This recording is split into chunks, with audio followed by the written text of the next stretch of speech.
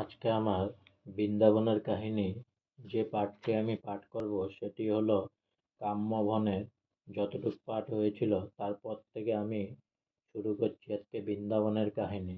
বনগুলি স্যাঁতস্যাঁতে, নয় বেশ আরামদায়ক, বৃক্ষের শীতল ছায়া আর কূপের শমিয়া জলপথ শ্রমকে সহজে দূর করিয়া দেয়। পাহাড়ের উপর কেদারনাথের মন্দির দূর হইতে দেখিলে মনে হয় যেন মন্দিরটি বিপথগামীকে পথ দেখাইবার জন্য ডাকিতেছে। বিগ্রহ অতি সুন্দর, প্রকৃতির সরলতার মাঝখানে কেদারনাথ যেন আমাদিগকে ত্যাগের দীক্ষা দেবার জন্য প্রতিমূর্তি ও আহ্বান করিতেছেন। কেদারনাথের মন্দির কাম্যবন হইতে 6 মাইল দূরে অবস্থিত।